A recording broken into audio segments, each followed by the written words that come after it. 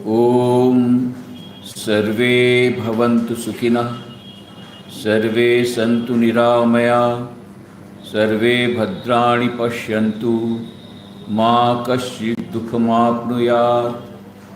ओम शांति शांति शांति।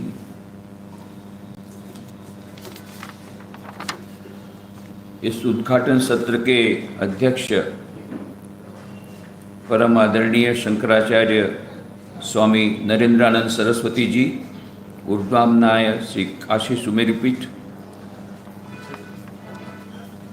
मंच पर उपस्थित स्वामी विश्वानंद पुरी जी, अध्यक्ष रामकृष्ण अद्वैत आश्रम वाराणसी, मंच पर उपस्थित स्वामी भेदातीतानंद पुरी, सचिव रामकृष्ण मिशन सेवाश्रम वाराणसी, यहाँ पर इस सभा में उपस्थित अन्य आदरणीय पूजनीय सन्यासी वृंद, माताएं, माताजी गण, उपस्थित माताओं, बहनों, भाइयों एवं प्यारे युवा मित्रों, सबसे पहले मैं पूज्य स्वामी विश्वात्मानंद जी पुरी जी को धन्यवाद देना चाहूँगा। उनके चरणों में प्रणाम करके कृतज्ञता व्यक्त करना चाहूँगा कि उन्होंने मुझे यह अवसर प्रदान किया इस सभा में, इस कार्यक्रम में सम्मिलित होने के लिए। और यह जो महान तीर्थ स्थान वाराणसी, काशी, विश्वनाथ भगवान, अन्नपूर्णा माई जहाँ विराजमान है, गंगा जी विराजमान है, ऐसे महान तीर्थ स्थान को पुनः उसकी मुलाकात, भले छोटी सी मुलाकात लेने के लिए मुझे यह अवसर प्रदान किया, उसके लिए मैं कृतज्ञता व्यक्त करता हूँ। आज का यह सम्मेलन बहुत ही महत्वपूर्ण, रामकृष्ण मिशन की 125वीं जयंती के उपलक्ष्य में कई जगह पर ये इंटरफेथ कॉन्फ्रेंसेज ये सब हो रही है, और भी सही कार्यक्रम, लगभग सभी कार्यक्रम समाप्त हो गए, 1.5 साल से सब चल रहा था। तो उसी के अंतर्गत जब यह सनातन धर्मी अंतर संप्रदाय सम्मेलन जब हो रहा है, यहाँ पर हम लोग जहाँ बैठे हैं, यह एक बड़ी ऐतिहासिक जगह है, रामकृष्ण अद्वैत आश्रम। कितना अद्भुत संयोग है कि रामकृष्ण अद्वैत आश्रम में यह सनातन धर्मीय अंतर संप्रदाय सम्मेलन, जिसमें कि सनातन धर्म के विभिन्न संप्रदायों के मध्य समन्वय और सौहार्द, इस विषय पर हम लोग चर्चा कर रहे हैं। यह अद्वैत आश्रम अपने आप में ही समन्वयात्मक है।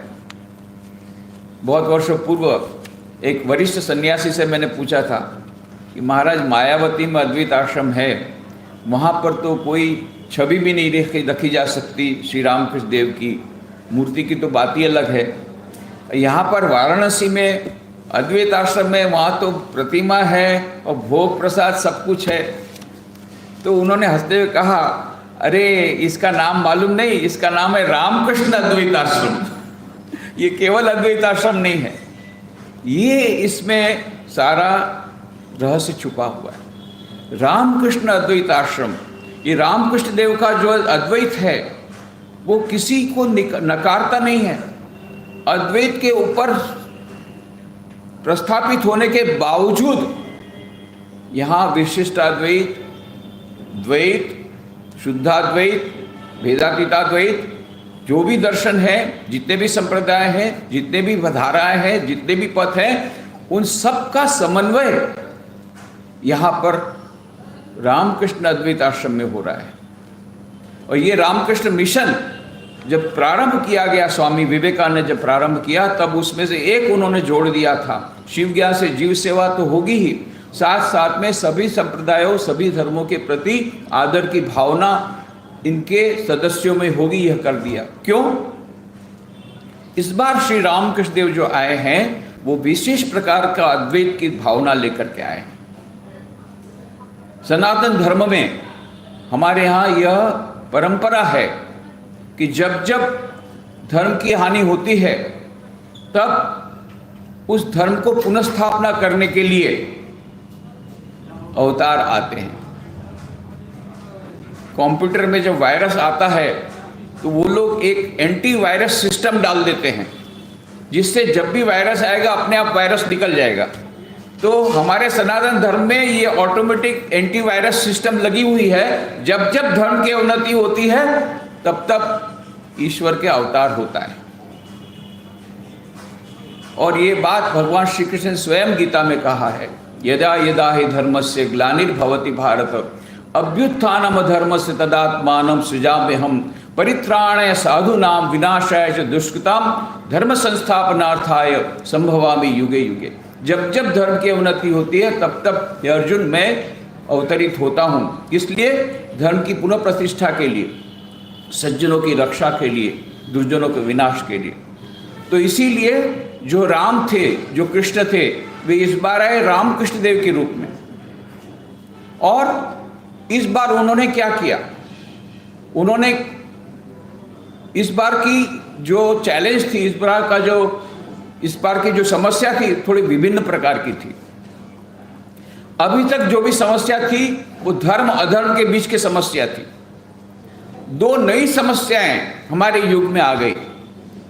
केवल धर्म और अधर्म के बीच का द्वंद्व नहीं, पर धर्म और विज्ञान के बीच का द्वंद्व। ये विज्ञान का युग है, टेक्नोलॉजी का युग है। विज्ञान का युग में, साइंटिफिक एज में संशय राक्षस आ गया है। और तीसरा है धर्म और धर्म के बीच में द्वंद्व।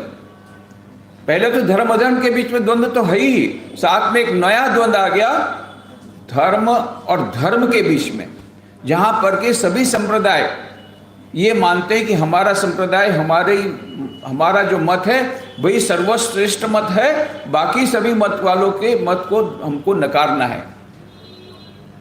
यह जो एक नई प्रकार की समस्या आ गई, इसलिए इस बार जो रामकृष्ण देव आए तो उन्होंने किस राक्षस का वध किया?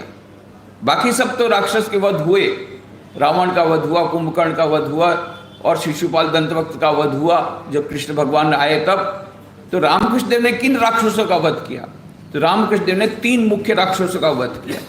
एक भौतिकतावाद रूपी राक्षस, जो कंज्यूमरिज्म आ गया, इसके लिए उन्होंने अपने जीवन में त्याग का आदर्श बताया। किस प्रकार से हम त्याग के आदर्श को अपना करके अनासक्तिपूर्ण संसार में रह करके यह धर्म की अपने जीवन में स्थापना कर सकते हैं, इस प्रकार से संसार में आज स्थापना हो सकती है। दूसरा जो राक्षस था वो संशय रूपी राक्षस। विज्ञान के युग में जब ईश्वर पर श्रद्धा खो बैठे हैं तब हमारे सबके प्रतिनिधि के रूप में, आधुनिक मानव के, आधुनिक विज्ञान के प्रतिनिधि के रूप में स्वामी विवेकानंद ने, नरेंद्रनाथ दत्त ने, जब कॉलेज के विद्यार्थी थे, स्वामी श्री रामकृष्ण से पूछा आपने क्या ईश्वर को देखा है? और श्री रामकृष्ण ने कहा मैंने देखा है, तू चाहे तो तुझे भी दर्शन करा सकता हूँ। और फिर श्री रामकृष्ण ने कहा कि परंतु तुझे प्रयोगशाला में आना पड़ेगा, लेबोरेटरी में आना पड़ेगा, जीवन की प्रयोगशाला में तुझे प्रयोग करना पड़ेगा, साधना करनी पड़ेगी, साधना रूपी प्रयोगशाला में आना पड़ेगा। और नरेंद्रनाथ दत्त ने वो चैलेंज स्वीकार की, वे साधना की। बाद में हम जानते किस प्रकार से उन्हें निर्विकल्प समाधि की प्राप्ति हुई। और क्योंकि उन्होंने अपने जीवन में ईश्वर के दर्शन किए थे, इसलिए वो शिकागो विश्व धर्म सभा में अपनी अनुभूति के बल पर बोल सके थे, शृण्वन्तु विश्वे अमृतस्य पुत्राः आये धामानि दिव्यानि तस्तु वेदाहमेतं पुरुषं महान्तं आदित्यवर्णं तमसः परस्तात् तमेव विदित्वा त्रिमितिमेति नान्य पंथा विदितः नाय। मैंने उस महापुरुष को देख लिया है, उस परम पुरुष को देख लिया जिसको देखने के बाद सभी प्रकार के दुखों से निवृत्ति हो जाती है। और फिर उन्होंने कहा था, है मेरे काशी भाइयों बहनों, मैं आपको इसी नाम से संबोधन करना चाहता हूँ, अमृतस्य पुत्रा, तुम तो अमृत की संतान हो, शाश्वत सुख के भागीदार हो। ये कह सके थे क्योंकि स्वामी विवेकानंद ने खुद ने अनुभूति की थी। आज के विज्ञान के युग में संशय रूपी राक्षस का नाश किया था श्री रामकृष्ण देव ने। इसीलिए स्वामी विवेकानंद ने जब श्री रामकृष्ण का स्तोत्र लिखा, उसमें उन्होंने लिखा, संशय राक्षस नाश महास्त्रम यामि गुरुम शरणम भव वैद्यम। और तीसरा जो राक्षस जिसकी आज हम चर्चा कर रहे हैं वो है धर्मांधता रूपी राक्षस। अपने मेरा मत ही ठीक है, बाकी सब मत ठीक नहीं है, ये जो धर्मांधता आ गई विभिन्न संप्रदायों के बीच में, विभिन्न धर्मों के बीच में। और इसीलिए इस बार जब रामकृष्ण देव आए तो उन्होंने क्या किया, अद्भुत आप डिवाइन प्लान देखिए, दिव्य योजना देखिए कि इधर तो क्षुदीराम जी को गया धाम में विष्णु भगवान दर्शन देते हैं कि मैं तुम्हारे घर आऊँगा, और इधर माता चंद्रामणि देव को शिव जी के मंदिर में शिव जी का दर्शन होता है, शिव जी उनके भीतर में चले जाते हैं। तो मानो वहीं से समन्वय शुरू हो रहा है शिव जी का और विष्णु भगवान का। और उधर दक्षिणेश्वर में, यहाँ तो हम काशी में हैं, रानी रासमणी कलकत्ता से काशी जाने के लिए सब तैयारी हो गई थी, जहाज तैयार हो गए थे, छोटे छोटे नाव सब तैयार हो गए थे, सामान भर दिया गया था। माँ काली ने दर्शन दिया, अरे कहाँ जाती है तू, मेरा मंदिर यहाँ पर बना, मैं तेरी सेवा लूंगी।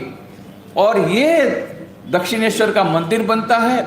और किस प्रकार से मंदिर में भी देखिए, माँ काली का मंदिर बनाना था, साथ में राधाकांत का मंदिर भी बना, 12 शिवलिंग भी आए, 12 ज्योतिर्लिंग के प्रतीक के रूप में। एक समन्वय का क्षेत्र तो पहले से ही था जब श्री रामकृष्ण वहां पर गए। तो श्री रामकृष्ण देव के जीवन से दिव्य योजना इसी प्रकार की हुई। और क्योंकि इसी प्रकार के सब समन्वय अर्थ था, कितने सारे साधु गंगा सागर के मेले में जाने के लिए आते थे, तो सभी पंथ के साधु थे, सभी लोग थे, और सभी श्री रामकृष्ण देव के संपर्क में आते हैं, और श्री रामकृष्ण देव उनके संपर्क में आते हैं। और इस प्रकार से एक समन्वय, महान समन्वय का क्षेत्र दक्षिणेश्वर बच जाता है।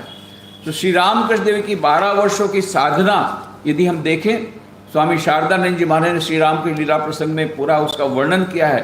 अद्भुत, एक एक से एक बढ़कर साधना। माँ काली का किस प्रकार से दर्शन करते हैं, व्याकुलतापूर्वक माँ से प्रार्थना करते हैं। माँ सब कहते हैं तू चिन्मयी है, परंतु तो फिर मुझे तू दर्शन क्यों देती थी, तो क्या चिन्मयी है न मृण्मयी है? कोई बोलते मृण्मयी, तो बोलते चिन्मयी। यदि तू चिन्मयी है तो मुझे दर्शन क्यों नहीं देती? इस प्रकार से व्याकुलतापूर्वक प्रार्थना करते हैं, और धीरे धीरे धीरे करके किस प्रकार से माँ काली का उनको दर्शन होता है। फिर वो बोलते हैं माँ से बोलते माँ तू मेरे साथ रहे, मेरे साथ बातचीत कर। माँ बातचीत करती है। फिर माँ से प्रार्थना करते हैं, बाकी सबके पंथ के लोग भी, दूसरे संप्रदाय के लोग किस प्रकार से तुझे पुकारते हैं वो भी मुझे बता दे। और फिर ये एक के बाद एक साधना शुरू होती है। दास्य भाव की जब साधना करते हैं, अपने आप को हनुमान जी मानते हैं, तो उस समय पेड़ पे ज्यादा कर रहे थे, केवल फल खाते थे। और बोलते हैं कि उनकी रीढ़ की हड्डी के पीछे छोटी सी हड्डी भी 1 इंच बढ़ गई थी, मानो पूछ आ गई थी। फिर कुछ वर्षों के बाद वो चली गई। इतना अद्भुत वो दास्य भाव का, जब दास्य भाव की साधना के समय अपने को हनुमान जी मानते, तब पंचवटी के नीचे उन्हें माँ सीता जी के दर्शन हुए। और सीता जी के दर्शन के बाद वो सीता जी उनमें समा गई, रामचंद्र के दर्शन हुए। फिर मधुर भाव की जब साधना की, अपने आप को राधिका मानते थे, तब उनके सभी जो लक्षण थे, सभी स्त्रियों के सब लक्षण उनमें चले आए। उसके बाद में राधा जी का दर्शन हुआ, कृष्ण भगवान का दर्शन हुआ। भैरवी ब्राह्मण ही आए, 64 तंत्रों की साधना की। और फिर आते हैं तोतापुरी जी। तोतापुरी जी ने देखा गंगा के किनारे एक लड़का बैठा है, चेहरा देखकर समझ लिया ये वेदांत का अधिकारी है। जाकर के पूछते हैं बेटा तू क्या वेदांत की साधना करेगा? तो रामकृष्ण देव कहते हैं मैं क्या जानूं, माँ को पूछूंगा, माँ बोलेगी तो करूंगा।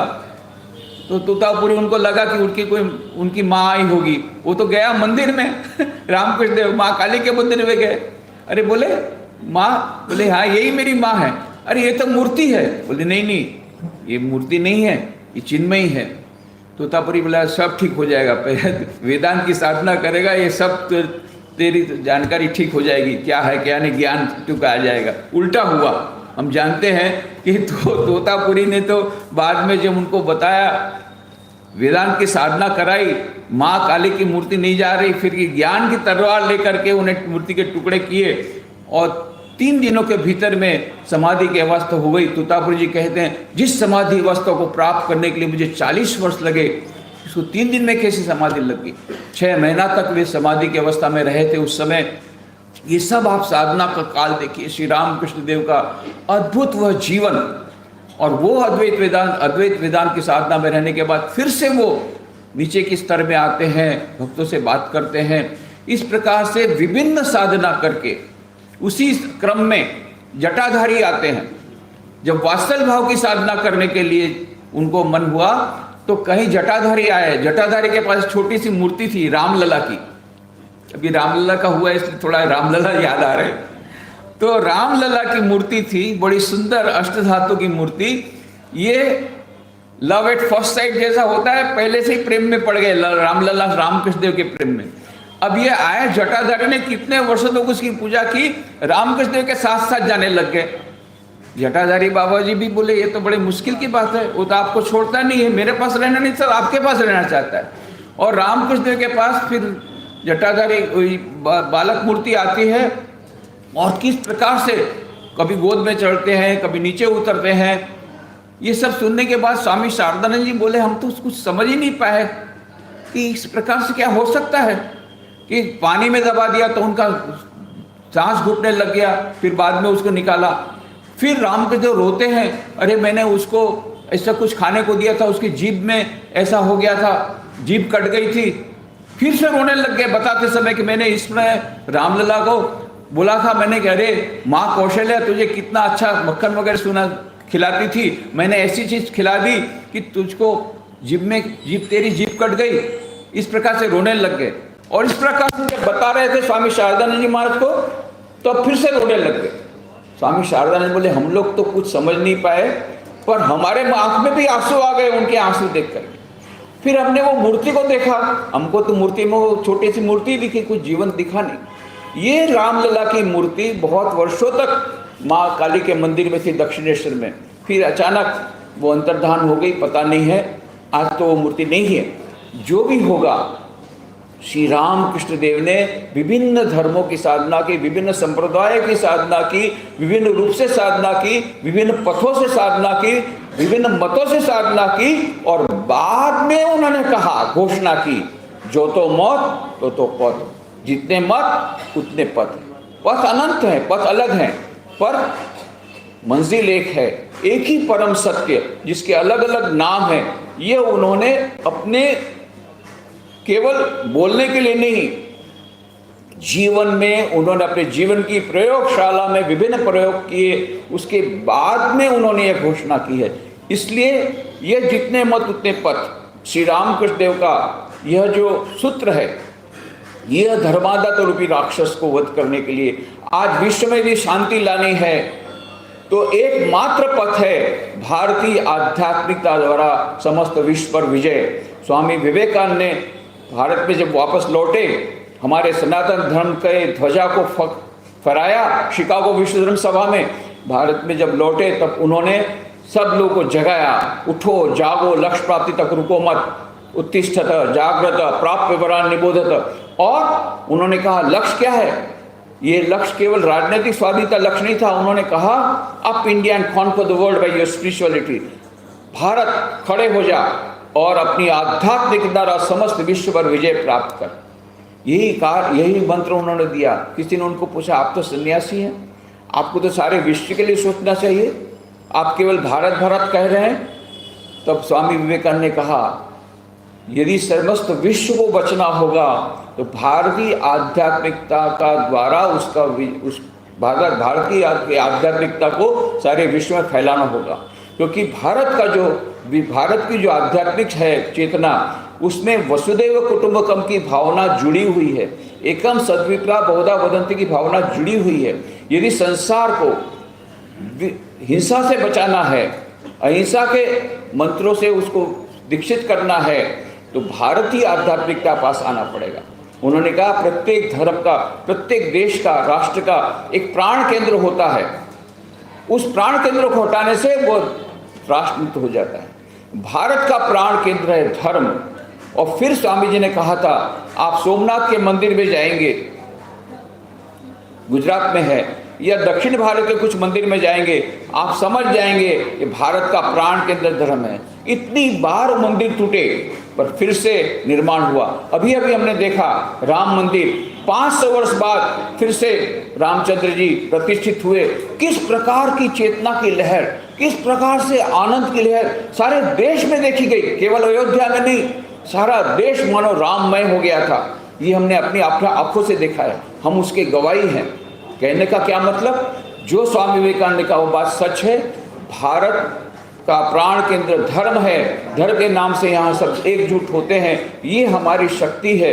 यहाँ की धर्म की जो विविधता है ये हमारी दुर्बलता नहीं है, ये हमारी विशिष्टता है। जितने मत उतने पथ, ये हमारी विशिष्टता है। और इसीलिए सारे विश्व को बचा सकता है तो भारत की आध्यात्मिक शक्ति बचा सकती है। भारत ही जब विश्व गुरु बनेगा तभी सारे विश्व में शांति आएगी। इसलिए स्वामी विवेकानंद ने कहा सारे विश्व को जड़वादी, पाश्चात्य जड़वादी सभ्यता से बचाने के लिए, सारे विश्व को हिंसा के दौर में से बचाने के लिए, सारे विश्व में आध्यात्मिकता को प्रतिष्ठित करने के लिए ये आवश्यक है कि भारत विश्व गुरु बने। इसलिए इस विश्व गुरु को बनाना है तो जैसे विश्वात्मानंद पुरी जी ने अभी कहा था कि हम सबको एकजुट होना पड़ेगा और जितने भी संप्रदाय हैं वो सब एकजुट हो जाएंगे।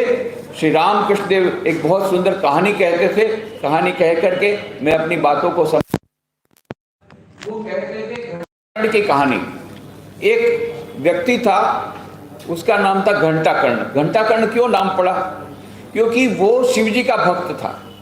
अब वो जब रास्ते से जाता तो जितने वहाँ के बच्चे लोग थे थोड़ा शैतानी थे, उनको मालूम है कि इसको हरे राम हरे कृष्ण का नाम सुनने से वो बहुत उसको बुरा लगता है क्योंकि शिव जी का भक्त है।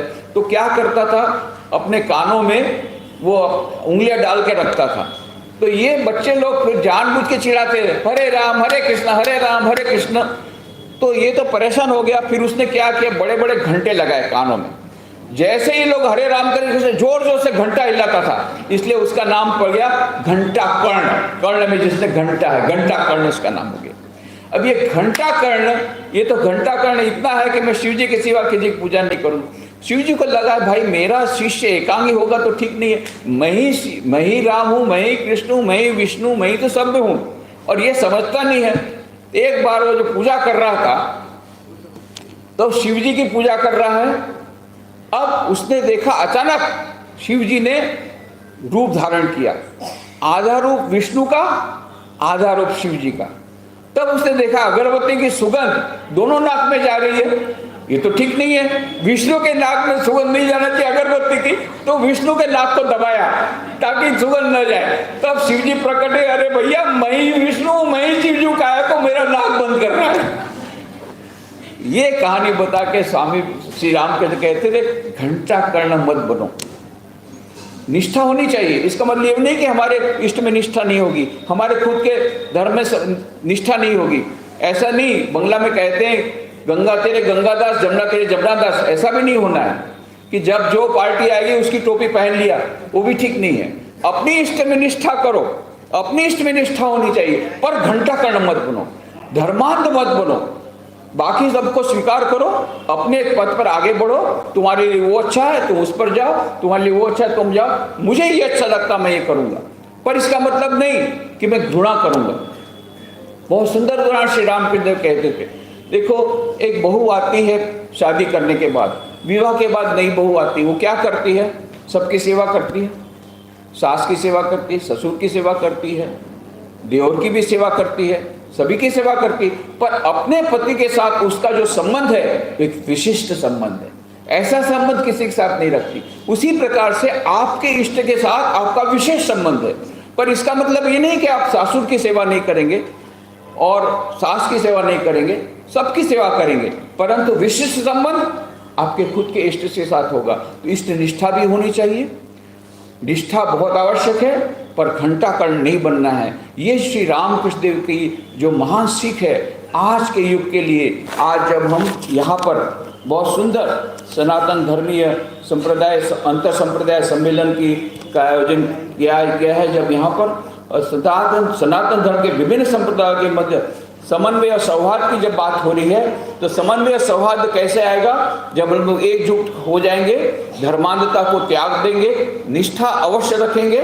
और ये रखेंगे, श्री रामकृष्ण देव ने अपने जीवन की प्रयोगशाला में खुद स्वयं सब कुछ साधना करके बता दिया कि अंत में जो परम स्थिति है वो एक है, वही अखंड सच्चिदानंद ब्रह्म निर्गुण निराकार परब्रह्म, वही साकार रूप धारण करता है, राम के रूप में, कृष्ण के रूप में, विष्णु के रूप में, यही विभिन्न रूप धारण करता है। वो कभी रूपहीन भी हो जाता है, निराकार भी वही है, साकार भी वही है। भक्ति जब बहुत ज़्यादा बढ़ जाती है तो जैसे पानी बहुत ज़्यादा ठंडा होने के साथ बर्फ बन जाता है, एक स्वरूप धारण करता है, वैसे ही वह भक्ति के कारण वो स्वरूप धारण करते हैं। वही परब्रह्म परमात्मा निराकार भी है, साकार भी है। ऐसा सुंदर समन्वयात्मक दृष्टिकोण श्री रामकृष्ण देव ने आज के युग के लिए अपने जीवन के माध्यम से, अपने जीवन के प्रयोगशाला में विविध प्रयोगों कर करके हमको जो दिया है, ये एक ऐसी भित्ति है जिस पर खड़े रह करके ये जेतो मत तो पर, जितने मत उतने पर, इसको इसे हम ले लेते हैं, अपने जीवन में धारण करते हैं और श्री रामकृष्ण देव के संदेश को अपनाते हैं, तो अवश्य हम लोग इस समन्वय और सौहार्द को विभिन्न संप्रदायों के बीच में कर सकेंगे और तब हम अवश्य विश्व गुरु बन सकेंगे और तब स्वामी विवेकानंद का वह स्वप्न सिद्ध होगा। अंत में भगवान श्री रामकृष्ण देव, माँ शारदा देवी, स्वामी विवेकानंद के चरणों में प्रार्थना कि हमें वह शक्ति प्रदान करें कि हम उनके उपदेशों को अपने जीवन में अपना करके अपने जीवन में भी आध्यात्मिक उन्नति कर सकें, साथ साथ में इस सौहार्द की भावना को भी अपना सकें और स्वामी विवेकानंद का स्वप्न सिद्ध करने में यंत्रवत हम बन सकें। आप सबके भीतर में दिव्य चेतना विराजमान है, उसको प्रणाम करके मेरी वाणी को विराम देता हूँ। हरि ओम तत्सत।